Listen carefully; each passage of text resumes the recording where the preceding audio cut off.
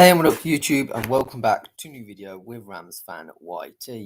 In today's video, I'll be doing my League One predictions for the upcoming season. It's starting in just about a week's time. It's very exciting. Most clubs are prepared at this point. So here are my rundown on my predictions of who will get promoted, who will get relegated, who will just drift into mid-table. So for 24th, I'm going to go with Crawley Town.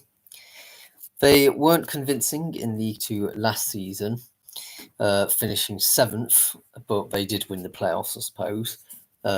Scott Lindsay has never managed at this level, so is really an unknown quantity coming into this season. I'm not convinced in these signings so far coming in from League Two, National League or Scotland, as well as that Josh Flint guy from the Netherlands. It wasn't as if these players were at the top end of League Two either, bearing in mind. They were mainly in mid-table last season as well, so it really doesn't strike me as a great transfer window, and accordingly, I've put them on bottom of the league. 23rd, Cambridge United. The amount of managers that Cambridge had last season was unnecessarily high, as they spiraled into a relegation battle in the second half of last season.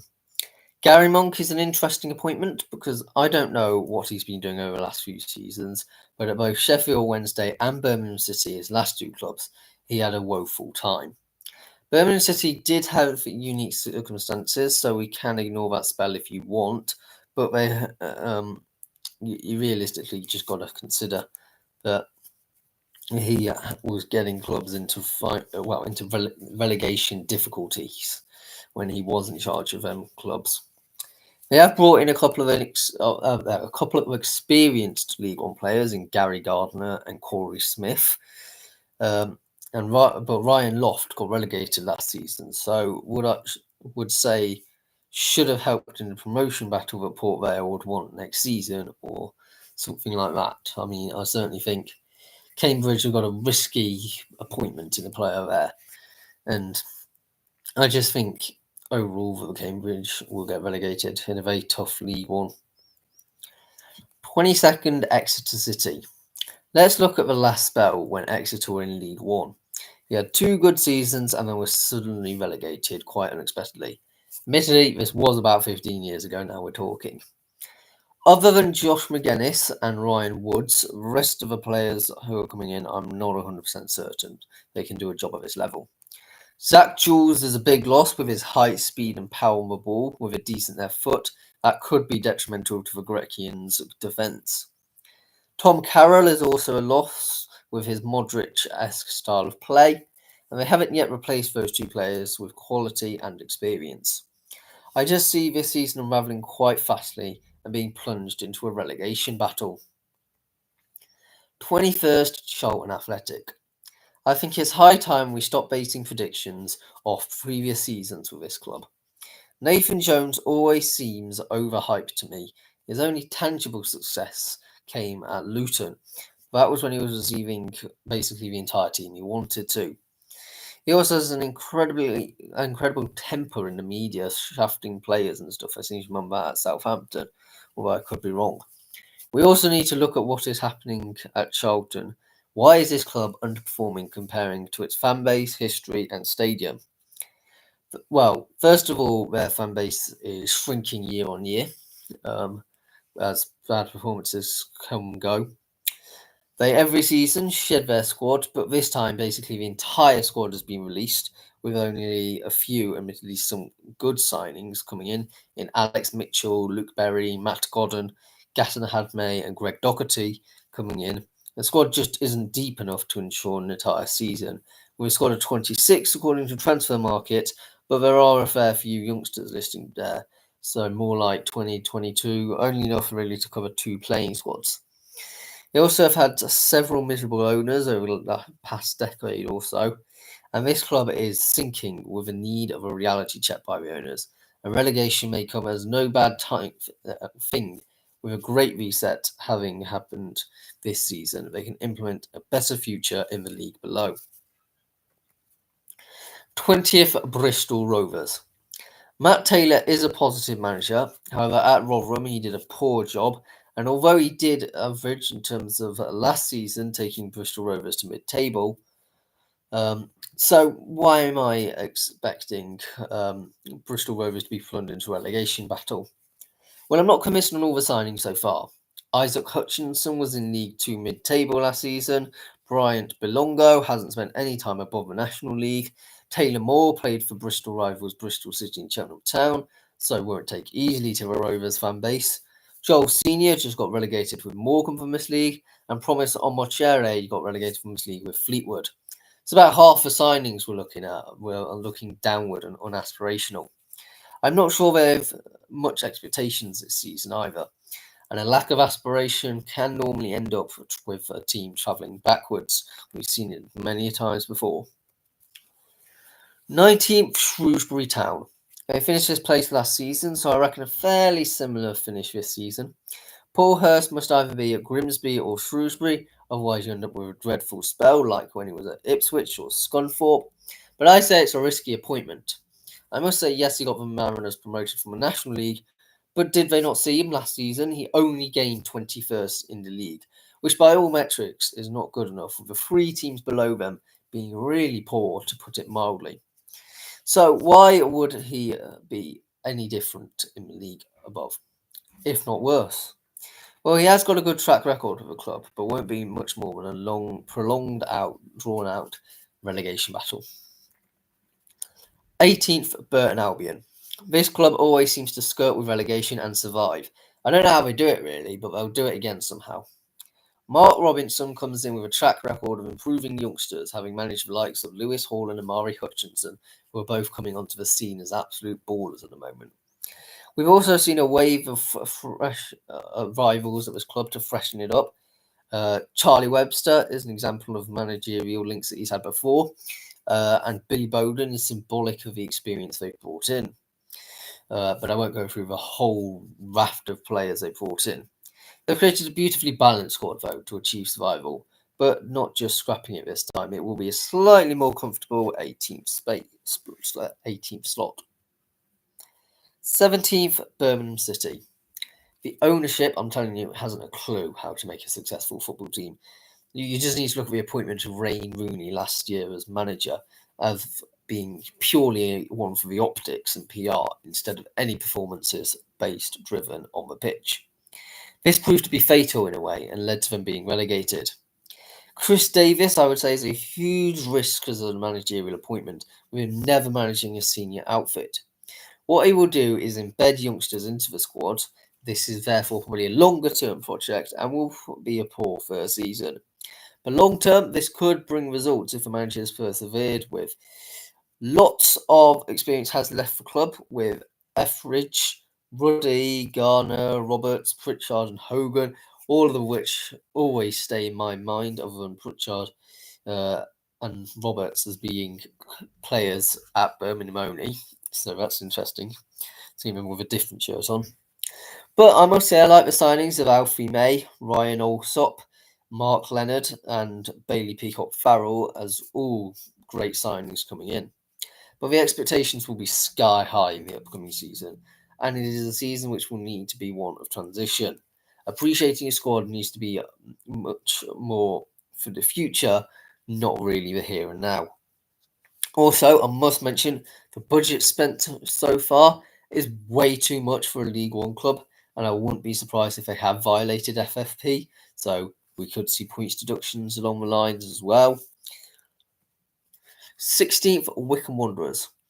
This club has probably been forgotten about having been way off the playoffs last season, more in mid-table. It won't be the first club for a new player to go to if they are a successful player in League One looking for a promotion, or a player coming down from the Championship who is wanting to help a team get promoted. This Wycombe just isn't on that list. Matt Bloomfield is a good manager for steadying the ship, but that isn't what required to make this team go on to the next level. So I think this will be a boring mid-table season. I must say none of the signings so far really impressed me, so that's why I also think they'll be mid-table instead of a successful campaign. 15th, Reading.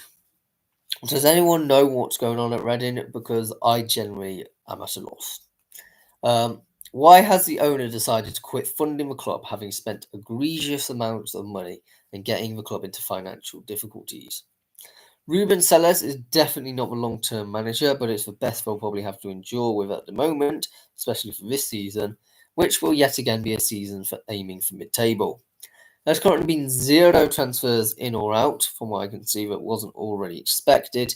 So yes, mid-table season for me, that's on the generous side as well. 14th, Mansfield Town. Nigel Clough is a fantastic manager at both League 2 and also League 1 level. Therefore, he will be able to get a solid mid-table finish for the Stags, who have got players he wanted to coming into the club. Fraser Blake Tracy, Deji Oshulaja and Lee Gregory are all solid players to be signing. League 1 quality signings that he's got, but he hasn't added or removed too many to keep that feel-good promotion feeling continuing into this season as well. This will bore out results early season, with them doing really well, but will drift into mid-table come the end of the campaign. 13th, Northampton Town. They proved last season they were more than capable of being a competitive side, finishing in a solid mid-table position of 14th. I don't see this season being too different. John Brady is still manager and is now well adapted to this league. Tom Eaves is a great signing at this level, having won League 1 last time he was at this level, but also pulled up a great many trees in the Championship.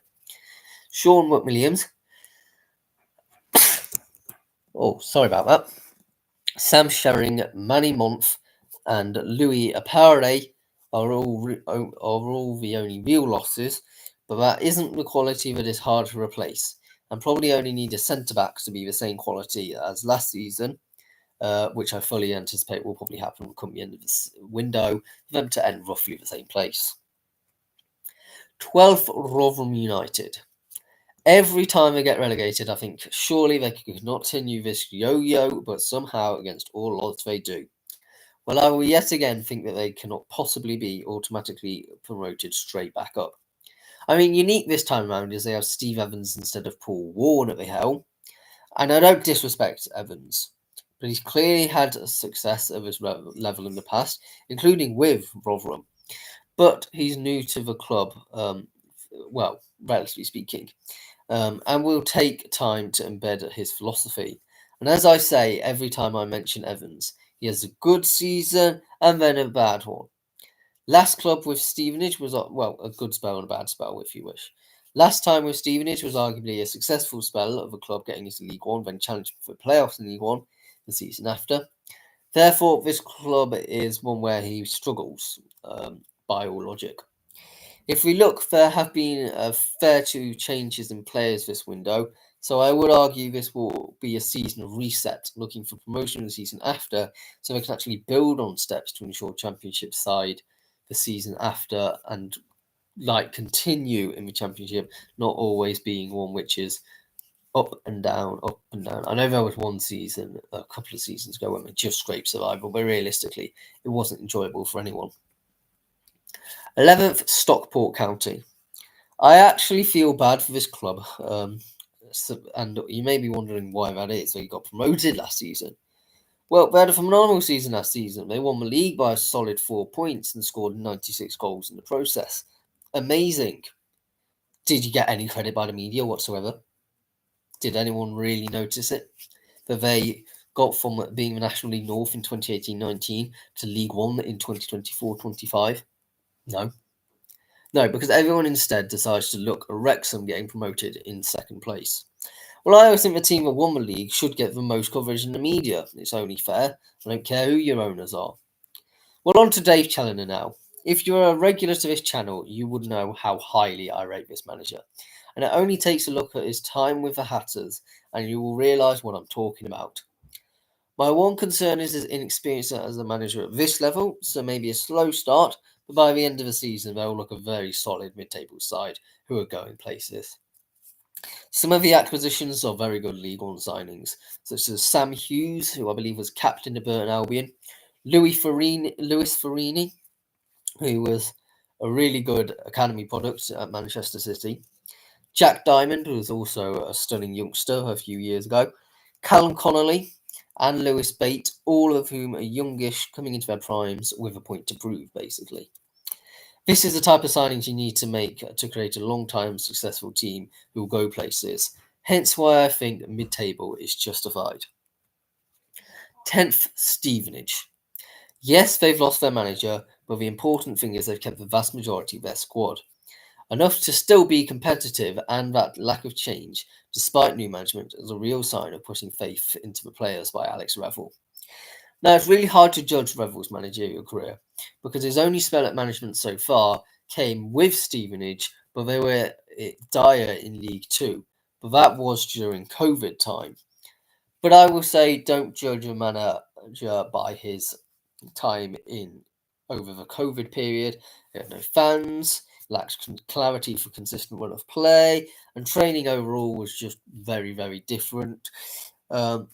As a player, he was good at League One level, having spent most of his career at this level, so we'll know what is needed to get the club challenging towards the top end of this league.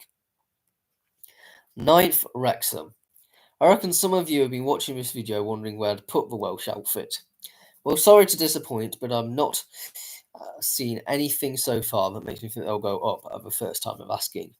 But it isn't to say there won't be a competitive season. I reckon a solid playoff challenger is certainly fair to say at the moment. Phil Parkinson is a very successful manager, even at this level, having promoted from this league twice as a manager with Colchester United and Bolton Wanderers. Yeah, that wasn't exactly recently, was it? And took a fair spell with Colchester to do so. So why no promotion? Well, a fair few players were released, some League One experienced ones as well, with Rob Lainton, Callum McFadden, Ben Tozer and Luke Young. Not that I would actually personally renew any of their contracts. I think the issue lies instead in the signings that have come in, with only George Dobson and Callum Burton being vaguely experienced. And it has proven that a balanced squad is needed to win this league. They will be competitive, but there is absolutely not a guarantee on this world that they will even achieve playoffs. And we'll see what the owners do when they are the biggest club in the league, and therefore they don't achieve, because Wrexham are certainly not the biggest team in League One. You've got the Boltons, you've got the Wigans, you've got the Barnsleys, Rotherhams in this world, who have all been performing at higher levels over recent seasons, but definitely a bigger club than Wrexham. 8th, Huddersfield Town. Michael Duff did a very good job the last time he was at this level with Barnsley, leading the club to the playoff final in his first season in charge. So why do I think it won't be the same with the Terriers? Well, a fair few have exited the club, albeit mainly reserves, from what I can tell, and the squad is still a good size. I just think that other than Herbie Kane, none of the signings really point to a club aspiring for a return to the Championship of the first time. When you get relegated, regardless of the tier it is, it's always hard to remove the psyche of negative results, so it takes a bit of time to get back on track. The good thing is they have a manager who can change that mindset with relative ease. So it'll be a slow start, but very quickly, probably come November to early December time, they'll start to click and challenge for the playoffs, ending just short, with everyone saying they had an outside chance of the playoffs. 7th, Leyton Orient. Last season, they proved more than capable of competing amongst the top end of the table, with a comfortable 10th place finish. So why is it that they will improve again? Well, Richie Wellens has proven himself an accomplished manager, having achieved 2 promotions and an EFL trophy in his managerial career beginning in 2017. In his 116 games in charge of Leyton Orient so far, he has won 53 of them. That's nearly a win every other game. So why can't he provide a shock this season, looking like a club very much with an outside chance of the playoffs? They've had a high retention rate so far, and coming in, they have a versatile Jaya Semi, who can play really anywhere up on the top or out wide with a powerful and strong physique. Lewis Warrington looked good while on loan at Fleetwood last season. Sean Clare has experience in the buckets in League One, but even more impressive are the loanees, with the return of Charlie Kelman, who was phenomenal last season with his spell at Brisbane Road, scoring 7 in 43 league appearances. And Zach Hemming, who did well in Scotland, earned promotion from the FPL Championship, reaching that league's team of the season in 2021-22, keeping 15 clean sheets in 36 games. Now, I've been sceptical of the Scottish leagues in the past, but if you're a goalkeeper and can keep a clean sheet, that I think is a transferable skill. So certainly worthy of note. 6th, Peterborough United. Okay, I get that they did really well last season, but we cannot just deny how poor they were in the playoffs. Expecting Oxford to just roll over and let them through, well, that's not how the playoffs work. We know Darren Ferguson is a good match with Posh, having spent 4 spells as a manager and a further spell as a player. Does this man ever actually go anywhere else? With the club always pulling up trees when he is at the helm. So why they occupy the 6th slot this season? It's still playoffs, so still a good success, but not the 4th of last season. Well, to lose Ronnie Edwards, Harrison Burrows, Johnson Clark-Harris, and Josh Knight, all of which have been a core part of that successful Peterborough outfit over the last 4 seasons or so, is huge. It cannot be understated. Jack Sparks so far is the only one I can see who is a good acquisition and a like-for-like replacement of Burrows. This means, for me, I'll be slightly worse off this season, but I still expect a very good season by all measures, again, for the Posh. 5th, Wigan Athletic. A club with history and prestige, which is good in terms of recruitment and of fan base. Currently, some really exciting youngsters have been brought in on loan or permanently, so we may be in for a raw but exciting season. Sean Maloney managed to outperform my expectations of his club last season, with that points deduction of about 8 points, wasn't it? But still finished 12th, and without the deductions, they would have been 10th, only 6 points off the playoffs.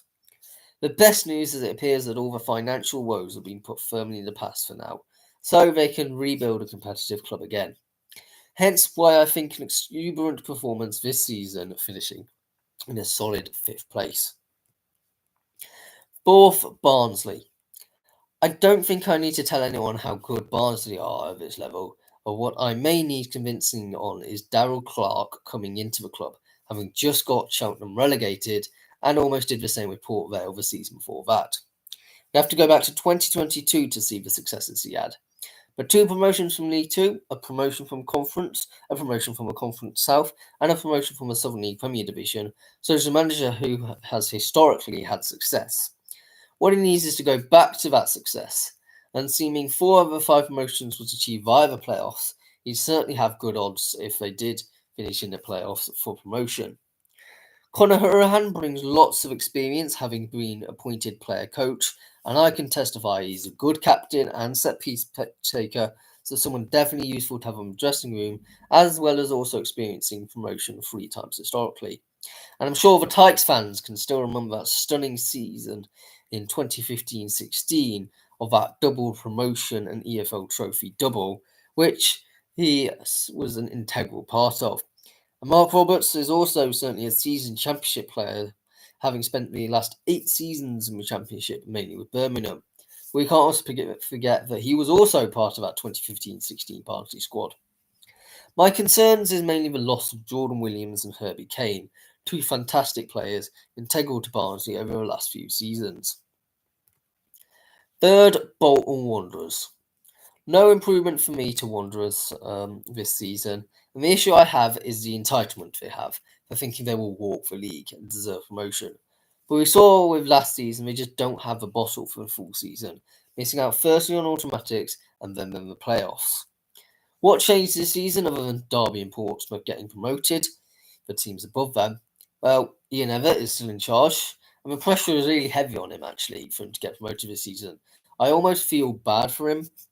I would argue the quality of the squad, hasn't moved in either direction this transfer window, so we're bound to finish in roughly the same position. 2nd, Lincoln City. Yet again, another prediction video where I predict the Imps to be the dark horses.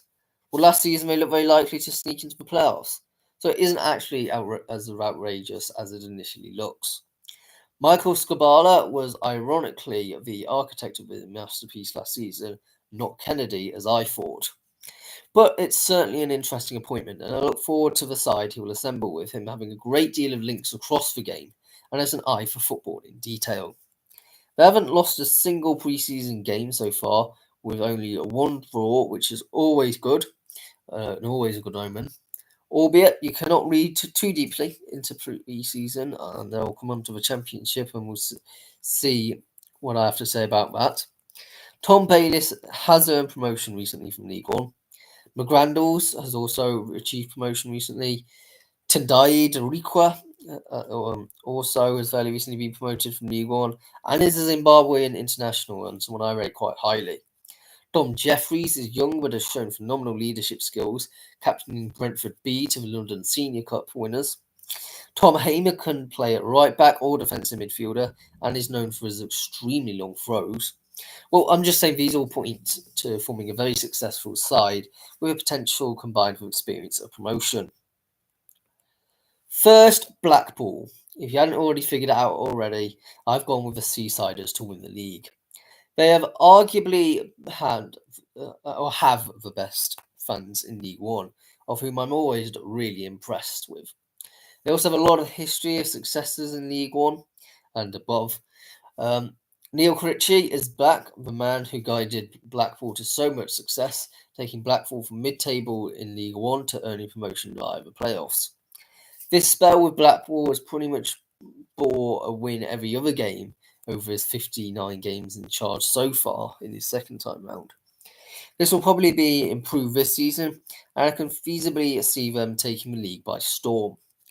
They have brought in plenty of Championship standard experienced players in the guise of Ashley Fletcher, who was part of the Barnsley side we've spoken about so much already this video, Lee Evans, who has earned 3 promotions from League One, and I expect he will have the 4th come the end of the season, and Jordan Rhodes, who never gets old, it seems, or stops scoring apparently, with him scoring 15 in 29 appearances for the Seasiders last season. With a record like that, he has certainly be looking towards the top end of the table, and he's also earned 4 promotions in his long career, which will go down in history as one of the Championship's best strikers. This club's retention rate has been sublime as well, coming together to form a phenomenal team worthy of promotion. Thank you very much for watching this video. If you're new around here, please do subscribe. Leave your thoughts down below. I'd love to see who you will think will be promoted, who you think will be relegated. But remember, keep it friendly. It's only one person's opinion speaking to the internet. I don't mean any personal harm to your particular club if I put them in relegation zone. But we will be having the championship predictions next week, as well as the new prediction video of predicting the results week by week. But that should be incredibly interesting, and I'd also like to create a mini league for that. So if you guys put your predictions in week by week in that, I'll see if I can make a league with 3 points for the exact result and 1 point for the result. Also, there's a fantasy Premier League team being created. I'm umming and erring about an EFL one. I know there'll be mainly League One fans watching this video. So if you want to join the FPL one, the link is in the description, and I will also pin a comment with it in.